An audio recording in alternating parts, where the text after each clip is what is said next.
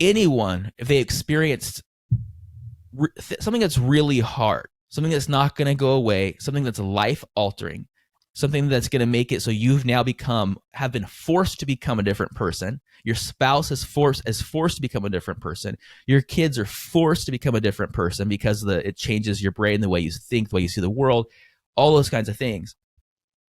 When you decide who you want to become in the future and you say, I don't want to be that sad person that's drinking all day long, then you're not going to start drinking every night. And it's not willpower. It's a change of environment. Welcome to Self-Helpful. I'm your guide, Kevin Miller, and I curate the sea of new personal development messages to bring the most influential leaders onto this show. Join me as I question my guests to better understand their counsel so we can all integrate the wisdom into our lives, because we all want to elevate our own experience and improve the way we show up for others. The Self-Helpful Podcast is presented by Ziglar, your premier source for equipping coaches. Visit Ziglar.com.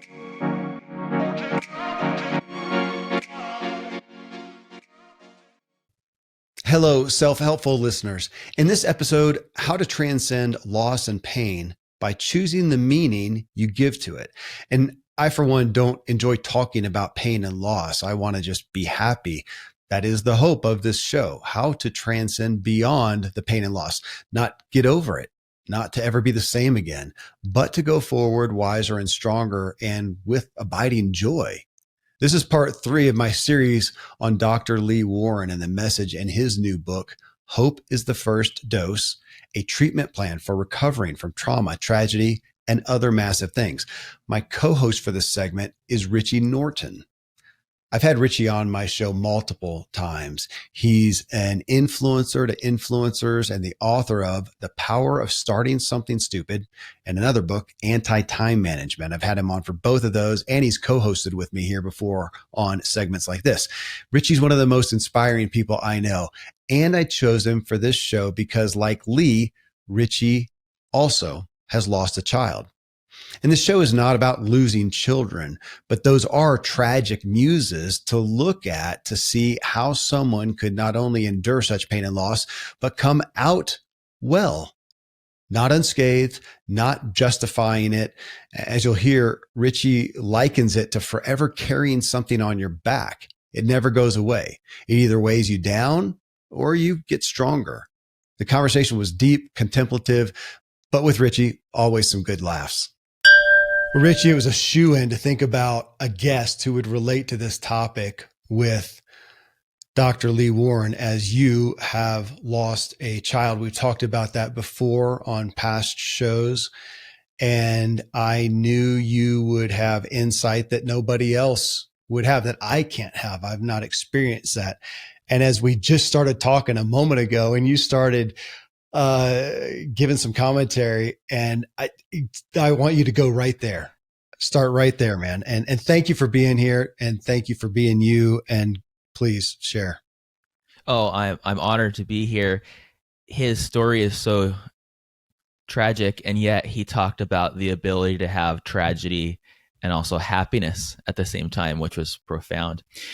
I thought it was interesting how in his situation and in his profession, and now like in his situation, even as he uncovered strategies, almost like looking back at them, not like they were prescribed.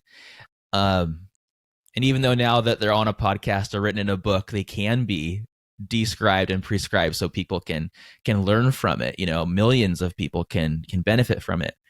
I thought it was interesting, and his experience was far different than mine, but I thought it was interesting the strategies that kind of bubbled up, or the things that worked, were similar to mine and other people that I know, love, and trust, or have worked with.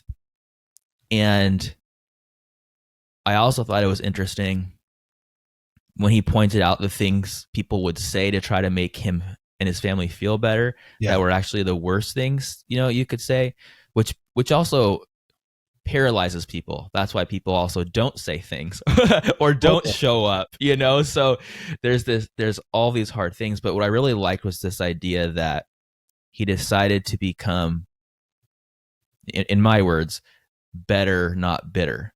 He Yeah. described how he decided to become better for his son, Yeah. because of his son, to honor his son. That even though it was obviously a defining moment, it wasn't going to define him.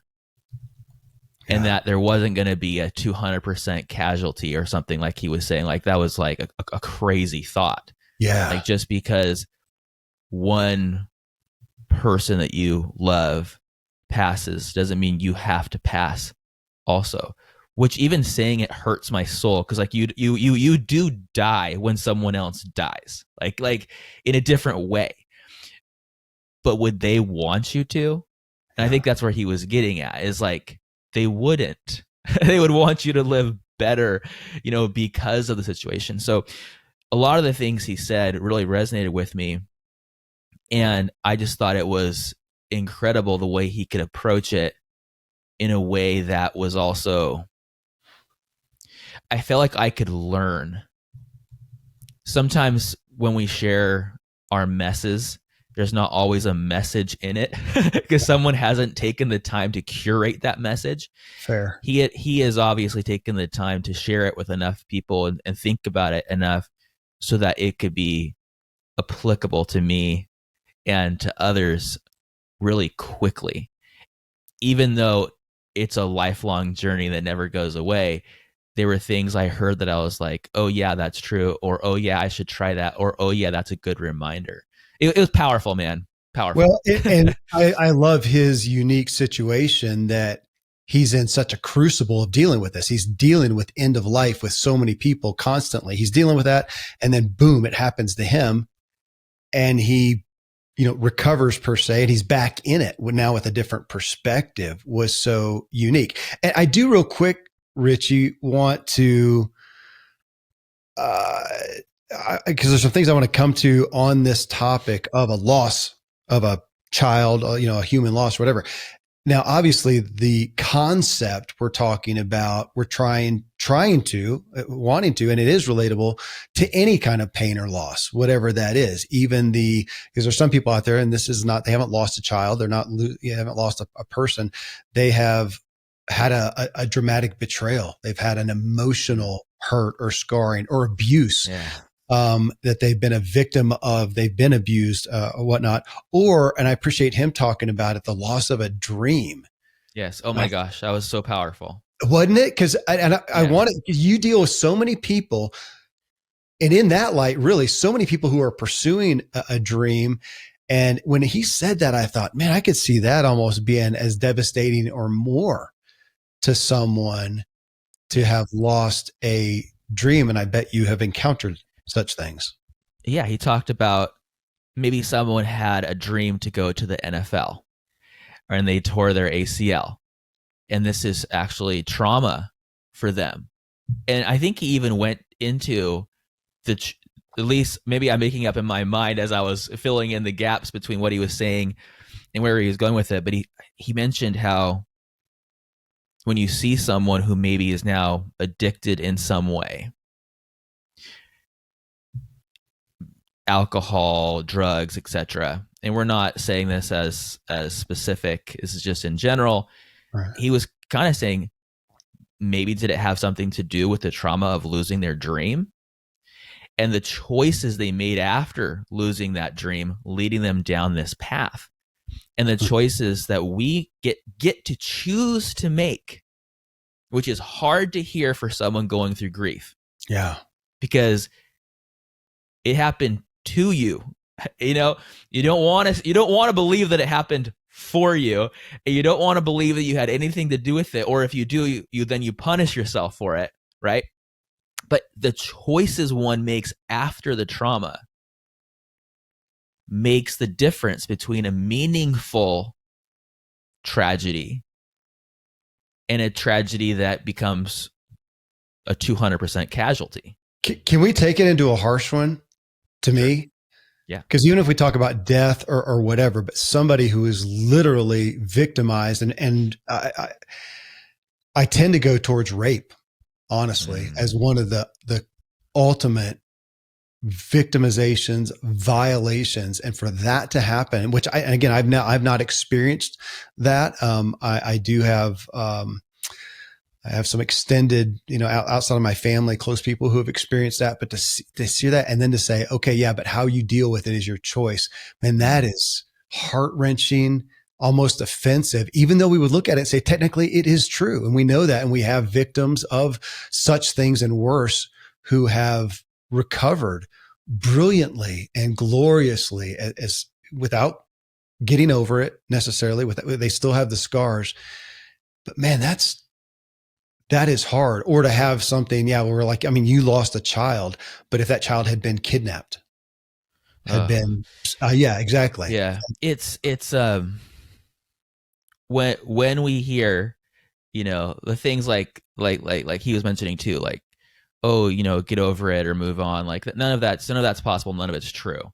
The idea is that it's going to be horrible forever, and it might feel different over time, and you have to manage it. But also, it's also true at the same time, you can still have a happy and productive life. So hearing like, oh, I'm in this situation and I wasn't at fault, and someone's telling you that you can fix it is feels very punishing.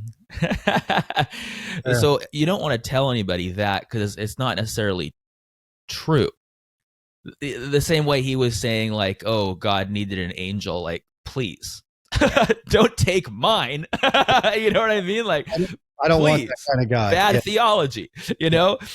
So as he said, right, those were his terms. But I would just say, what's the alternative? Yeah.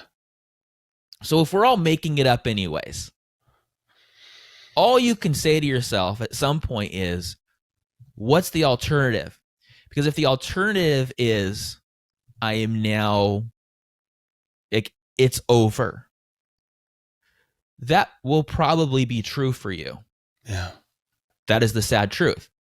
So if you don't want it to be over, while still honoring the trauma that happened to you, you have to ask a better question. How Yeah. can I live with this horrible thing without letting it negatively impact everyone and everything, which you can't control, and without having it negatively impact myself forever? Yeah. Or at least, what's the next best thing I can do considering this? So for those that don't know, like, this is, in my situation, it was, brother-in-law passed away, son passed away, wife had a stroke, son got hit by a car, foster kids came, we were going to adopt them, they left, and of course we have other struggles too. And so when someone comes to us, and I can't imagine, my child being, I don't even want to say it out loud, like having what happened to him. It's like, it's horrifying. The Yeah. thing is, someone will come to, especially like my wife, and she'll say something like, I had a miscarriage, and they're sad, obviously, but then They'll they'll say judge. something that doesn't make sense. They will say to themselves, but to my wife, but it's not as bad as what happened to you. And Ah, it's like, that's not true. Why are we comparing horribleness? Of course, someone else somewhere has had it worse. Like, it never ends. But that doesn't mean the pain you're feeling is any less. mhm. You stub your toe at the end of, the bed, that little corner post. I kick it all the time. I hate it. And for that moment, it fills your entire soul. It's all you can think about in that moment is that pain of that thing. Yeah. And it was just a stubbed toe. Viktor Frankl talks about how, even the littlest bit of gas in the room fills the whole room. Mhm. So when people, they got to let go of, if it helps them to say my pain isn't as bad as someone else's, so I should move on, great.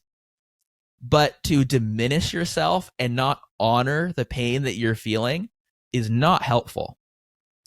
So, like you were saying, whether it was the death of a child or it was an unexpected hope that was unexpectedly destroyed, or rather an expected hope, that was possibly expectedly destroyed because a very small fraction of people make it to the NFL. Let's get real. That was a hollow hope. It was never going to happen for that person, whatever it is.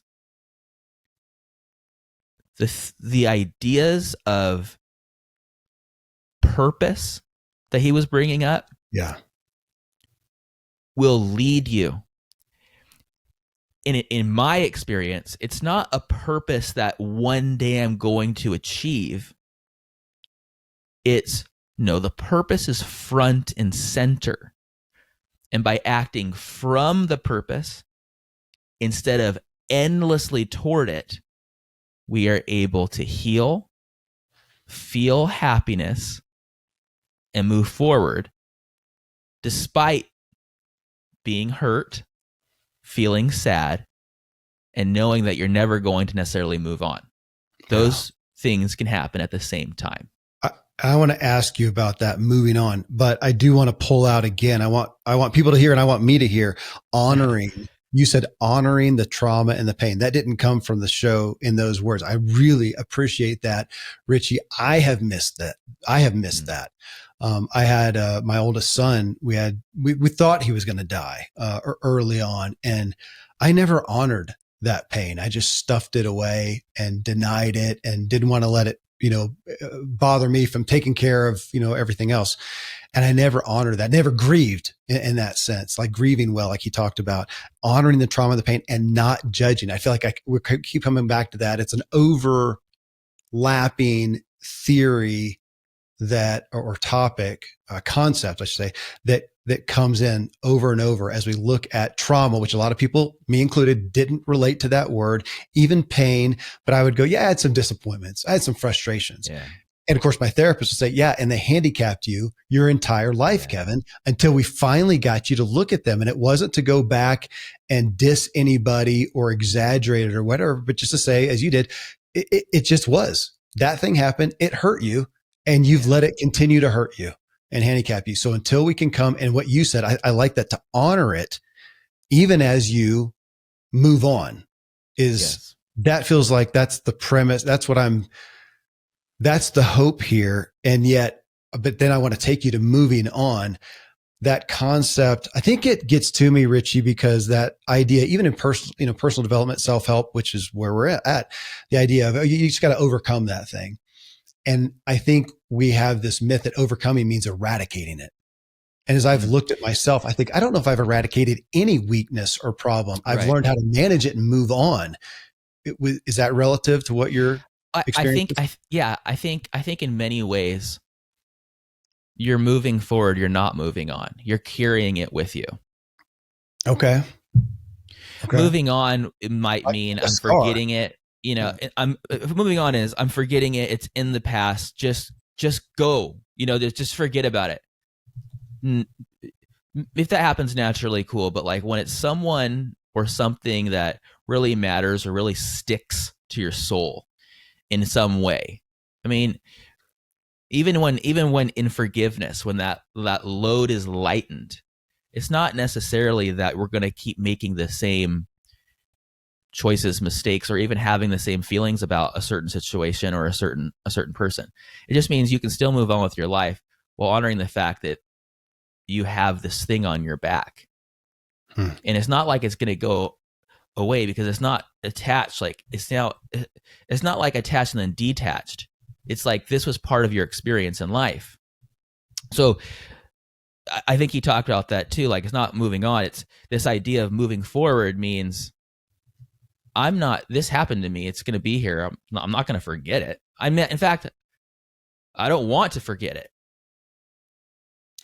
Can I ask you something there, Richie? I'm not stuck on, but that not just moving on, like getting past, get over it. It's impossible, which I think he says, and you're saying too. And you're saying, yeah, I don't move on, but I can move forward with that thing on your back. That's not a positive image. And my pondering that I'll throw at you is, Because I think we also would say, oh, let that thing make you stronger. And I'm thinking, if that thing's on my back, I may not be stronger. I may be walking a little slower and a little more labored, but I am wiser for it. I can help in different ways. What do you think about that? As opposed to just okay, you take that thing and you let it make you stronger. Kind of not to pick on him, kind of like the David Goggins thing. I'm going to take that thing and just let it be fuel. And really, I think it's humble power. You talk to anybody that's sober, they don't want to forget. They want to remember not to go in that room. They want to remember not to pick up the bottle. Okay. They want to remember not to try and find God in a bottle. They want to remember that, because the moment they do, it's over. And it could be really bad, right? Like, that's real.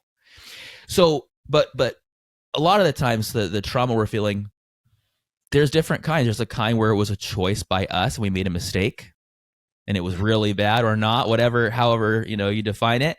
And there's the kind where someone else did something to you and you were totally powerless. And yes, you are a victim, but you're not going to be victimized. So to me, the humble power, or rather the moving forward, because moving on is not like, you're born. You don't move on from being born. You just grow. You could say moving on is death. But if you believe in an afterlife, you're not moving on. You're moving forward. Right? Like whatever. So conceptually, we can imagine these things, but let me try and make it more real. Now, he didn't say this, I don't think, but he was saying it. The idea is, who am I going to be in the future because of this thing that just happened now? He said it several times. He wasn't going to be the guy with a dead son. That was his main focus of the whole thing. I wasn't going to be that guy. Mm-hmm. And even though he didn't know what to do or how to do it necessarily in the moment, right? It was many pivots as life happened. And, his daughter goes to school and people are saying things and she decides who she's going to become and how they're going to deal with it. And they have all these, that's life. But there's a couple different kinds of people. There's the person that says, I'm going to go here and there's only one way to get there. And that person is always disappointed. And there's the person that says, I'm going to get here. I'm not sure exactly how it's going to happen. I'm going to make many different choices along the way that are the best choices. Not in the moment, but the best choices that will get me there and also in the moment. It's called alignment, right? Even though it's not in a line. Airplanes don't go in a line. They're in alignment. Okay.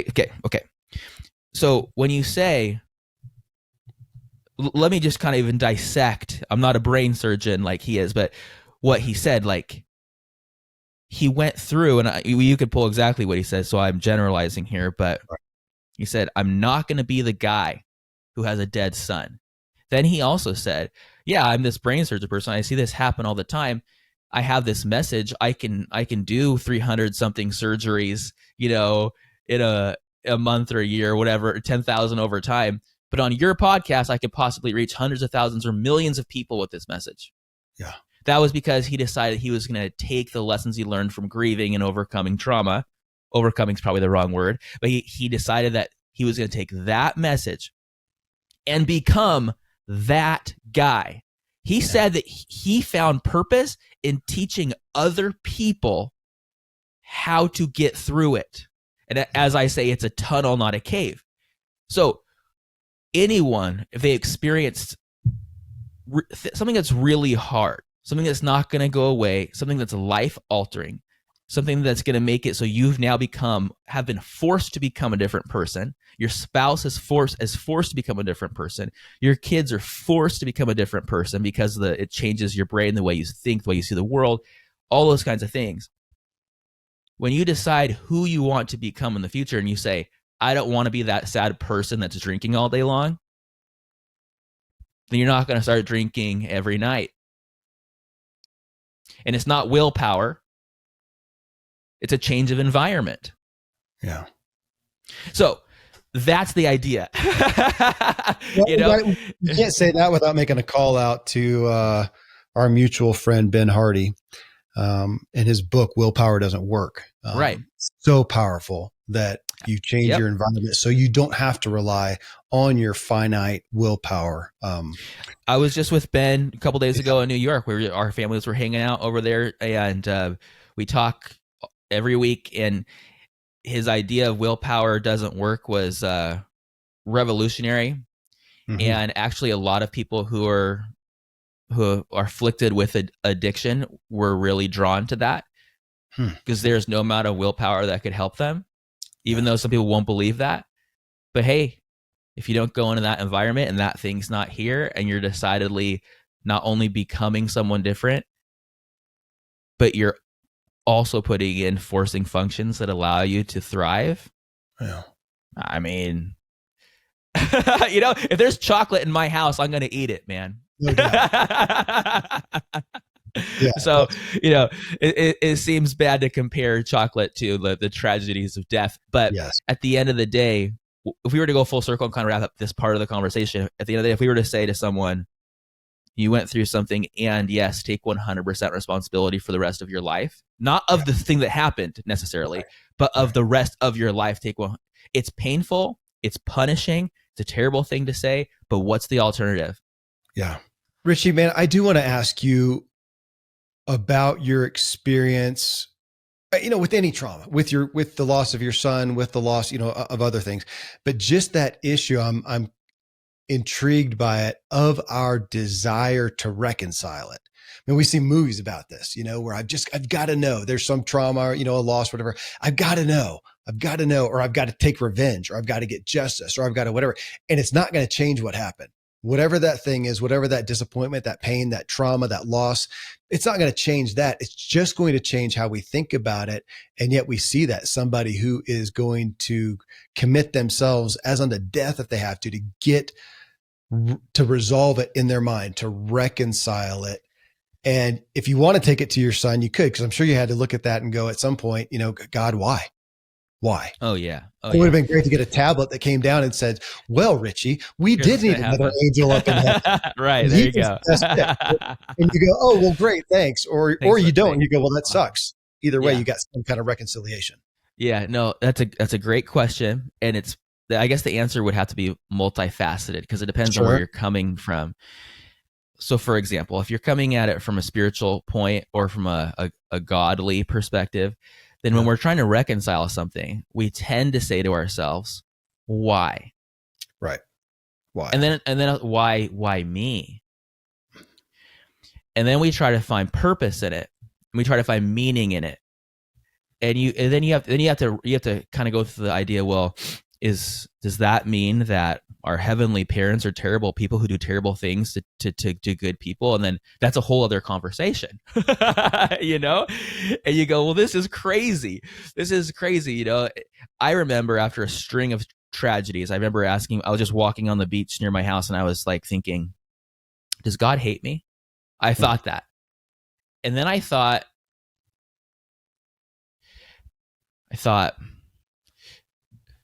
these things didn't actually happen to me.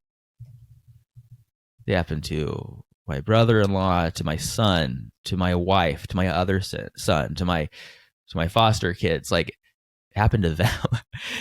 And then I also thought, I'm stringing these all together over years. They didn't happen like a domino effect. Right.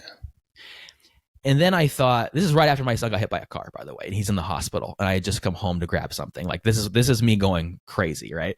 Yeah, just trying to think through it all, because you can make all kinds of horrible decisions in the midst of chaos, right? And I thought, you know what? This is my thought.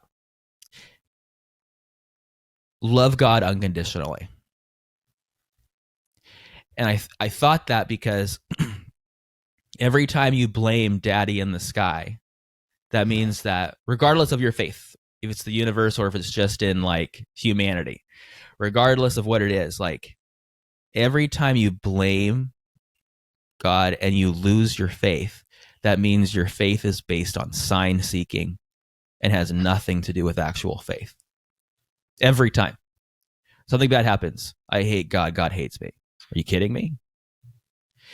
And so if I told myself, now move it away from religion for a second, or spirituality, just think about it like as a person. The moment I said I'm going to love God unconditionally, it gave me all the power back.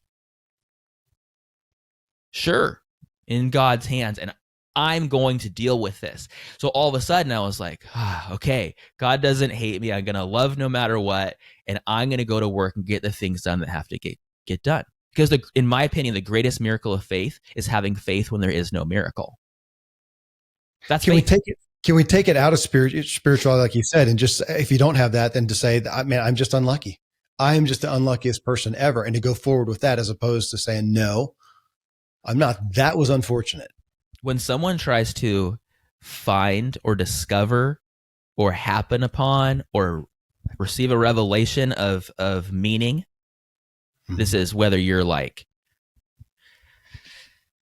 whether you believe in something out of this world or not, you start making stuff up. And if you're making stuff up anyways, you might as well simply assign meaning instead of trying to find it. That's what Lee did. He didn't find meaning in teaching other people how to overcome or go through or sift through trauma. He assigned that meaning and purpose to the experience, and then decided he would become that person. Okay.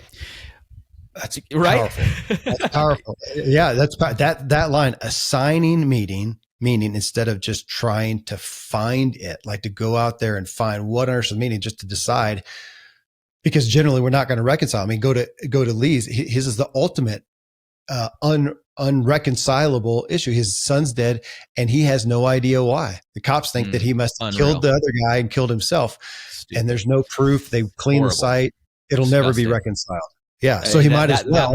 That part was torture to me when he was saying that. Yeah. I was like, oh my gosh. Like, let me bring it back to what you said though earlier, because you said something really powerful, like this idea or feeling of reconciliation, which can show up as violence, or it can show up as deep, never-ending depression, or it could show up as something positive, possibly. You know, if you decide to do something with like that.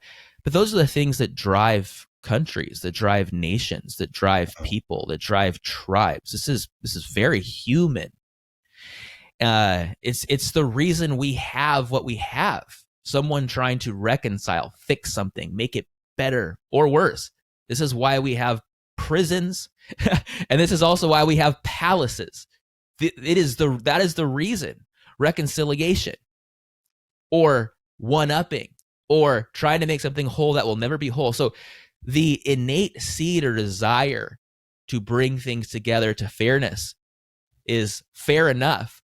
But if you were to decide what are you going to do with your life now moving forward, you just have to ask, is it good or bad? Is it going to hurt others and hurt me, or is it going to help others and help me? Because yes, of course it feels really good to get back at that person. And is that the best thing for you to do long term? Probably not. You know? Probably not. Well, and along with that, to what you just said, so again, to come back to your, we're trying to find meaning. And I appreciate you saying we're trying to find this. That thing happened. Why? And we want purpose and meaning out of it. We want something. We're longing for something positive, makes us feel better. We're generally not going to find it. And of course, as Lee said, after 10 years or whatever, retrospect, he says it wouldn't have mattered anyways. Mitch is still gone, regardless. But along with that, wouldn't we also say, might as well assign some meaning? And again, regardless of the why, might as well find some redemption in it. And I really care about that word redemption, because I think, yes, you might as well find something out of it. You might as well get some strength, some wisdom, some insight out of it. But I think we also have that propensity and danger to take the redemption and justify it. And I don't think that's helpful. Yeah, and you could also redefine redemption. Is redemption an eye for an eye, or is redemption like making the Good. whole world see? Good. Hello, Yeah. you know? Yeah, eye for an eye. It was redemption. Thank you. That's what I was trying to say. And you said it in a better way. Balance. We want to balance it out. And what if you just can't? But you can get a benefit, or you can get a redemption. You can get some good out of it, but it doesn't have to balance it out. I think we try Yeah, to is pretend the that. best revenge to really like destroy your body and mind with chemicals, or is the best redemption to really go and hurt other people who have hurt you, or is the best revenge and redemption becoming a better person? Hmm. You know, like what's better? The choice is obvious when you just redefine what it means to be redeemed and what it means to, uh, have revenge. Because revenge can look good. We just use it That's as a bad term because that's a it. relevant show title right there to some degree. Seriously, is the best revenge not getting back, not an eye for an eye, but becoming better. Yeah, man. That's significant. Uh, that is that puts a different light on redemption. Again, I feel like kind of like with overcoming, that we think overcoming means eradicating it. And I think it's impossible. That redeeming doesn't mean we have to balance it out. Like you said, an eye for an eye, but we can Yeah, become better to some degree. absolutely, Burdened absolutely. but better. Yeah, Is that fair? it's totally fair, and it's we lie to ourselves so much in justification. Like, let's make these like the stakes lower for a second. Like, you go to an office environment, and there's a lot of office politics, and you're definitely victimized and a victim of things, and you don't know what's going around with this ladder thing around you, whatever. And then they'll say you're going to go in this position, or you're going to be fired, or you're going to do this because it's fair. I can't pay you this much, even though this person's getting paid more, because it wouldn't be fair that you were here for less time than this person, even though you're 1,000 times better and produce more for the. People throw this fairness around when in reality fairness is generally a term they use to hide the fact that it's not fair at all. They're just signaling. They're not actually doing it. And so when we go for revenge or redemption, a lot of times we're trying to make things fair when it's really just it's a farce. It is. Oh, so you hurt their family, so that's now fair? That's not fair. This is why we have wars that last for millennia. Like, come on, that's truth. Whether you believe in anything, that is fact, right? So fear is a good motivator, but then you have to decide, without hurting others and without hurting myself, what's the best, like in real estate, what's the best use of this property? You have your own body, you have your own time, you have your own agency. If I'm going to spend it meddling in the darkness, it gets certain results. If I'm going to move my sights 10 times higher and go from the darkness of the night to the brightness of the day, even though both exist and also exist simultaneously on the planet, you will live a better life, a life of not an eye for an eye, but a life of lightness. It reminds me of something he said. Maybe you'll remember it, Richie. It was something along the lines of, and I think he talked about it in regards to, affecting yourself with chemicals, drinking too much or whatever, medicating. And I'm not going to do anything that he didn't use the word degrade. I can't remember what it was. I'm not going to do anything that hurts me, that degrades me. That's what I hear you saying, to look at it. The thing is with conversations like this is everyone listening, they're going to, there's a few different camps, and some of them are going to say, that didn't happen to me, it's not relevant. And then there's those that say, oh, it's not as bad for me. Or they're going to say, well, my story is way worse. You got to hear my story. But whatever. At some point, these kinds of conversations are so important because it's more just like a wake-up call, a realization. Like if you never pinpointed the fact that doing something was harmful for you, when you thought it was helpful, how are you going to fix that? One thing like I've learned, like someone who has a problem with cocaine will go back to cocaine. Yeah. Someone that copes with a can of Coca-Cola will go back to Coca-Cola. So we go back to what we've seen and what we've done. The challenge is, how can I do something I haven't seen and haven't done by raising my sights higher? Well, can I stick right there? Do we go back to what we've seen and go back now and say, can we perceive of it differently? Can we, because to what you just said, I'm thinking that this type of a message and why I'm here having it is because it's important to me, because it can help me make peace with the past so it doesn't continue to handicap me going forward. And it can prepare me to make peace with what may come, with what probably will come. And again, to be, somewhat morbid, but I think realistic, I have 9 children and now 4 grandchildren.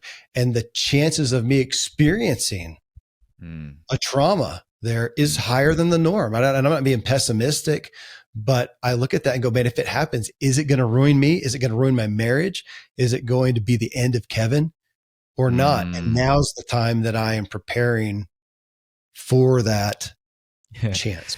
That's your next podcast show. The end of Kevin. Will it be the end? I feel like this show is the hope for Kevin. There you go. We don't come to the end of Kevin. Yeah. I believe every day could be my last, and I fully expect tragedies to happen. I never wanted to believe that, and I never like hoped to be that kind of person. But ironically, it's helpful. Because when things happen as they have, and I think I mentioned one time to you when I was right there when we first met, when I was in Nashville years ago, that was the time when in Hawaii there was this alert on our texts. Yeah.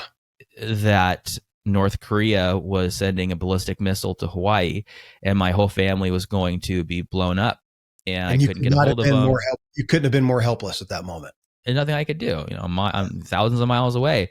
No one's answering. My son gets on the phone finally and says his goodbyes. Everyone's crying. People are jumping in manholes. Like that half hour or whatever it was a real thing, but it wasn't, So a lot of times we're making things up, right? But what I learned in that moment was I thought, at least we lived without regret. Yeah.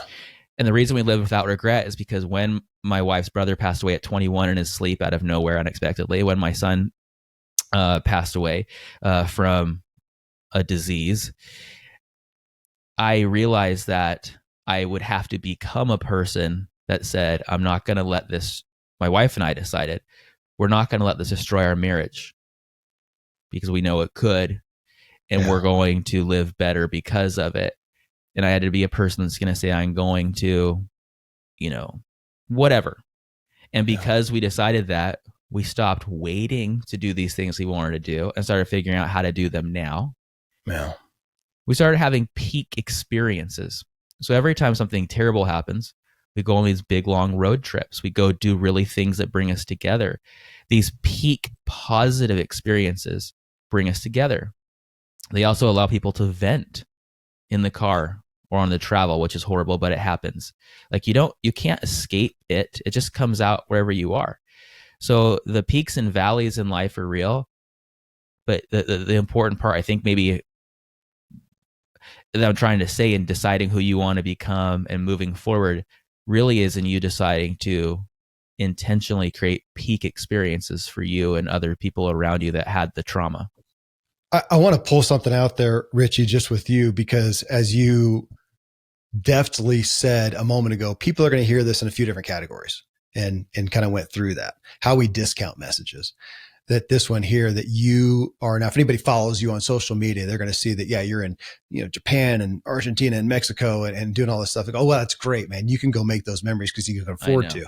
Knowing your story, I experienced that you can afford to because you decided that you were going to have those peak experiences and you thus made decisions and set your rudder as to your story before towards those. And now you have gotten to a place where you can afford them, though you figured out ways to do them even when you couldn't to a degree. Now you can Yeah. more so, but they're a Yeah. causation, not a It's result of, because you can now afford it.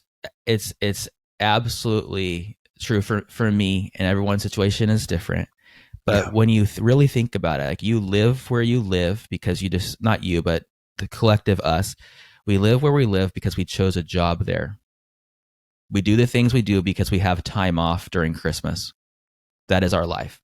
Or you can say, hey, I can work online. I'm going to figure it out. I'm going to get a job that lets me. This is today. Like, this didn't exist even 10 years ago. You know what I mean? Like, so at some point you have to decide if it's a choice or not. But I'll tell you this: in the early days, my wife and I were traveling while collecting cans to recycle to put gas in our car. Yeah. We would be renting somewhere and not have a couch because we couldn't explain how to spend that much money on a couch when that could buy 2 plane tickets somewhere.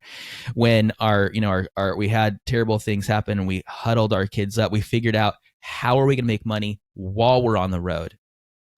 Because we didn't have money or credit to pay for it. Yeah. So if someone decides, it doesn't have to be some giant thing. It could be a staycation. It could be whatever your peak experience you want. But the mentality of, I'm going to not balance, but asymmetrically live my life, because an asymmetrical event just destroyed everything. Yeah. You need something, not just to balance it out, but to change the whole concept of the way you experience life with a peak experience.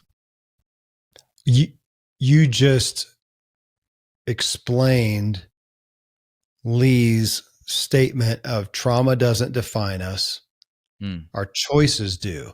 And when I first read that, I didn't quite resonate with it, because I tend to think our beliefs do. And I think they're both correct, but they're different. Because what you said, the trauma doesn't define us. You experienced trauma. And as you just said, we as a family made some choices. We're not going to wait. We are going to experience the fullness of life now. And if we have to sell cans, we're going to do it. And you made choices that defined you. That's the exemplification of what he said that I didn't totally get at first. That's beautiful. I love that. And it's so true. We tend to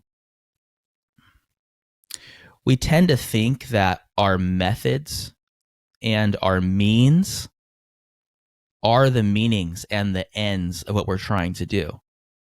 But becoming something and the doing of something and the achieving of a dream can look like doing lots of different things all the time. The means and the methods can change all the time.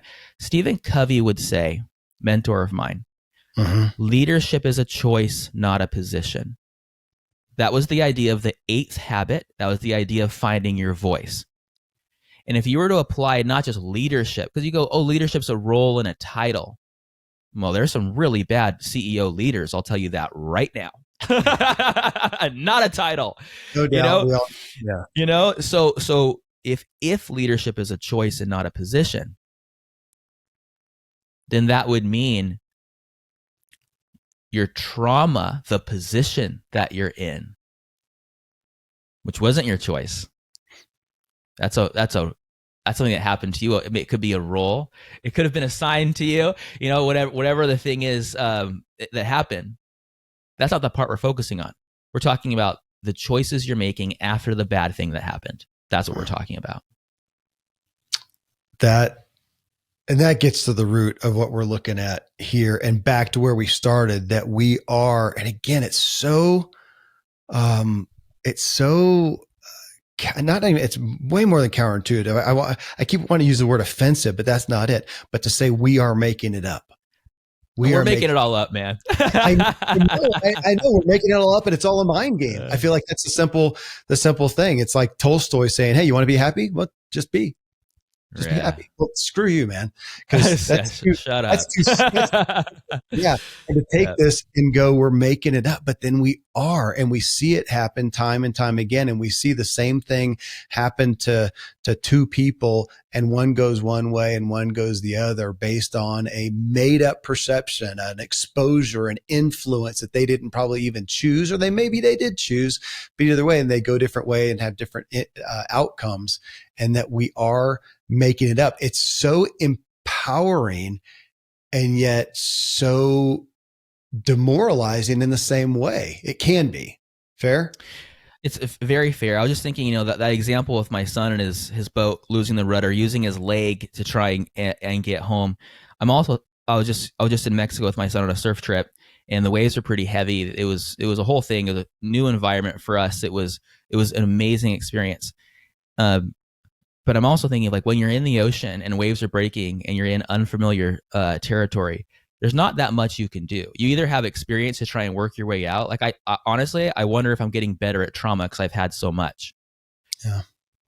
But the opposite of that is it also stacks. So every time one thing happens, it's worse. So in some ways it's worse. So it just depends. But I'll tell you this, when you're in the middle of the ocean, you're trying to figure it out and you feel desperate, you can't have these higher level thoughts that we're having. You can't have them. You're in survival mode, and that's okay. Do what you got to do to survive.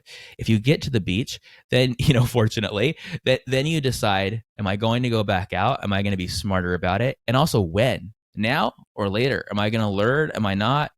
And you decide. That's what we're talking about. Like, people listen, I can't do this. Someone who says they can't do it is usually because they're in the middle of it.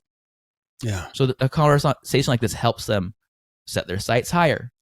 Someone who's been away from it for a while, they have the opportunity to reflect and rebound and, figure it out and get medicine if they have to. Like, they get that opportunity. So we're all at different places. But the fact that someone can now take what we're saying, the principles of them, and apply it to their personal life and become a little bit better than they were after they listen to Lee and listen to our conversation and read his books and do all these kind of things. Right now, that's the best we can do. And it's a lot. It's a lot. It's actually a lot more than you realize. These little hinges on the door open this opportunity wide. I totally agree. It's perspective is everything. And on that note of a hinge, I got one more at least. I got one more before we. Okay. All right. And it's on you talking about, you said it stacks. Yes. You've had a lot of trauma. It stacks. You may have more. You just experienced a little one. Yeah. Or not little, a decent one with your wife again. Back to that aspect of you are carrying more. I would say when it comes to trauma, Richie is carrying more than I am. I think it's just truth. For whatever reason, you're carrying more. Now, two perspectives, and I'm going to get spiritual or biblical, at least if we go to the Bible, that it's a burden you're carrying, or you can carry. I'm sorry. It's something you can carry as a burden or as a light, in essence. We know that, we talk about that with religion. Some people carry it like a burden. Some people carry it like a light. But I want to also pair that with the scripture. I don't remember where it is in the Bible, where Jesus says, take on my yoke, which is like think about it like a cow pulling a plow, and he's got a yoke around him, that whatever that thing is, that band around, and Jesus saying, your yoke is heavy. Take mine on. It's light. Yeah. What got me with that, Richie, years ago when it hit me dealing with something, is that it's still a yoke. Yeah. You still carry it. He didn't say, take it off, man. You're totally free, man. Go nuts. Just levitate. No, you still got a yoke on there, man. So that you've got these things, they're on your back, let's say, to go back to your earlier analogy. They're carrying them. Have they made you stronger? Maybe so. Your legs have to be to carry those, but it doesn't mean you're going faster. You may be going slower. But do you gain other things? Obviously you do. You're on this show right here talking to tens of thousands of people because of what you have gained. Can I say that? Yeah. That somebody else hasn't. I everything you're saying is totally true and spot on, but for some odd reason, I don't feel that way. I don't feel like I have more burdens than you. I don't feel like I have more burdens than anyone else. I don't feel like I have a badge of honor because terrible things happen. But I'll tell you what I do feel, and I think it's the same thing that Lee experienced, is what has gotten me through it, through the tunnel, so to speak. Even though the tunnel's long, and I'm in many ways, it comes in waves, ups and downs, unexpectedly, on birthdays, like on certain dates. Like, it comes in waves. And also my wife experiences it differently than I do. So we're all individuals here. But I'll tell you this, what has got me through it was always the thought, even from the beginning, how can I use my experience to teach other people how to overcome their own experiences? Yeah. That wasn't something that maybe my parents taught that to me somehow. Maybe it's innate somehow. I don't know where that came from, but that's what he said. That's what I experienced. And I know other people in like the thought leadership space, when they write books, that's what they're thinking. And I would guess most people who are having a quote unquote terribly positive experience with their terrible tragedies and trauma are thinking about how they're going to teach others to overcome it, even when we haven't overcome it ourselves. That's what drives us, because that's our purpose. And you work from purpose, not towards it. Thank you, Rich. Hey, seriously, man, that's why you're here. That's why I brought you on again. I think this is, I've had you on the show twice for, your books, your topics. This is the second time I've had you come on for something that I feel you can relate to and provide insight to better than most because of what you have gone through. And I am grateful for the choices that you've made. I'm grateful for the heart that you have, and grateful that you're willing to come here and benefit and bless me and everyone else listening. Thank you, brother. Thank you. That's a beautiful redemption. I am a grateful recipient of. Thank you. Oh, I love you so much. That was a great conversation. And gosh, I just learned so much from you. So thank you for having me on. It means the world. That's part 3 on Dr. Lee Warren and the topic of his book, which is again called Hope is the First Dose. In the next and last segment on Lee, I'll compile the highlights I'm contemplating and grappling with. I do want to thank Richie Norton for making this episode so rich. I highly encourage you to connect with him at Richie, Richie, Norton.com, or find him on Instagram, where he gives frequent inspiration that will just lift your spirits. At again, Richie Norton. Friends, thank you for tuning into Self-Helpful, where I curate the sea of new personal development materials and help you integrate wisdom into your life, because we all want to elevate our own experience and improve the way we show up for others.